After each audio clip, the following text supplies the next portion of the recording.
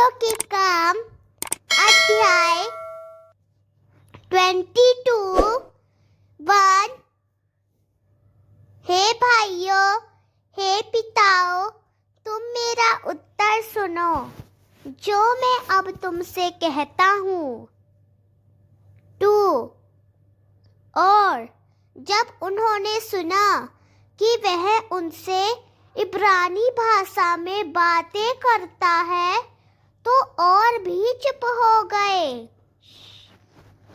और उसने कहा, 3 मैं सचमुच एक यहूदी मनुष्य हूँ जो कलिकिया के तरसुस नाम नगर में उत्पन्न हुआ है और गमलीएल के पाँव के पास इसी नगर में पला है और पुरखाओं की विधि की सिद्ध रीति के अनुसार शिक्षा दी है और उसके प्रति उत्साही हूँ, भगवान जैसे आज आप सभी हैं। 4 और मैंने पुरुषों और स्त्रियों दोनों को बंधक बनाकर और बंदी गृहों में डालकर इस प्रकार सताया कि उन्हें मार डाला। 5 जैसे महायाजक और पुरनियों की सारी संपत्ति मेरी गवाही देती है, उनसे मैंने भाइयों के लिए चिट्ठियाँ ली और दमिश्क को गया कि जो वहाँ बंधे हुए थे उनको दंड देने के लिए यरूशलेम में ले आऊं। 6 और ऐसा हुआ कि जब मैं यात्रा करके दोपहर के समय दमिश्क के निकट पहुंचा तो अचानक मेरे चारों ओर स्वर्ग से बड़ी ज्योति चमकी। 7 और मैं भूमि पर गिर पड़ा और यह शब्द सुना, हे साउल, तू मुझे क्यों सताता है? 8 और मैंने उत्तर दिया, हे प्रभु, तू कौन है? और उसने मुझसे कहा, मैं नासरत का यीशु हूँ जिसको तू सताता है।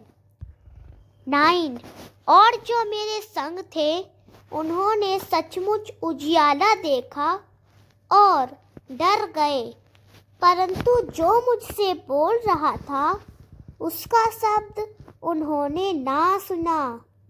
10 और मैंने कहा, हे प्रभु, मैं क्या करूं?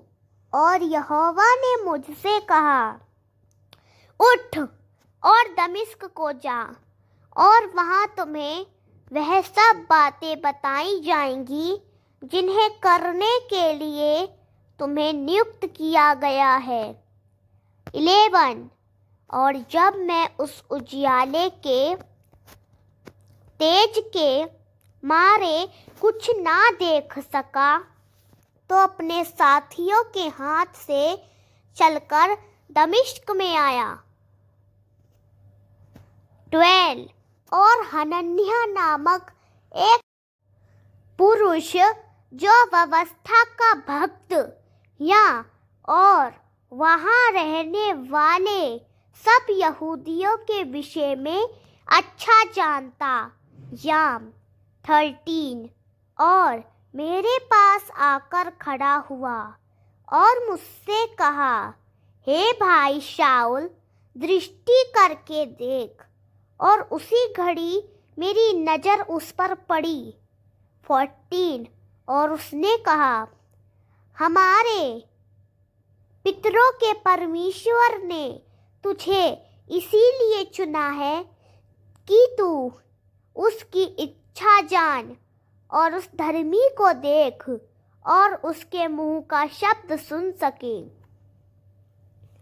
15 क्योंकि जो कुछ तूने देखा और सुना है उसके विषय में तू सब मनुष्यों के सामने गवाही देना। 16 और अब तू क्यों देर करता है? उठ, बपतिस्मा ले और प्रभु का नाम लेकर अपने पापों को धो डाल। 17 और ऐसा हुआ कि जब मैं यरूशलेम को लौट आया तब भी मैं मंदिर में प्रार्थना करते समय मूर्छा में था। 18 और उसको मुझसे कहते देखा, फुर्ती करके यरूशलेम से निकल जाओ, क्योंकि वे मेरे विषय में तेरी गवाही ग्रहण ना करेंगे। 19 और मैंने कहा, हे प्रभु, वे तो जानते हैं कि जो तुझ पर विश्वास करते थे मैंने उनको बंदी गृह में डाला और सब आराधनालयों में पिटवाया। 20 और जब तेरे शहीद स्तिफनुस का खून बहाया गया तो मैं भी उसके पास खड़ा होकर उसके मरने में सहमत था और उसके घात करने वालों के वस्त्र की रखवाली करता था। 21 और उसने मुझसे कहा, चला जा, क्योंकि मैं तुझे अन्य जातियों के पास बहुत दूर भेज दूंगा। 22 और उन्होंने उसकी यह बात सुनी और ऊंचे शब्द से कहा, ऐसे मनुष्य को पृथ्वी पर से दूर कर दे, क्योंकि उसका जीवित रहना उचित नहीं। 23 और उन्होंने चिल्लाकर अपने वस्त्र उतार कर फेंके और आकाश में धूलि उड़ाई।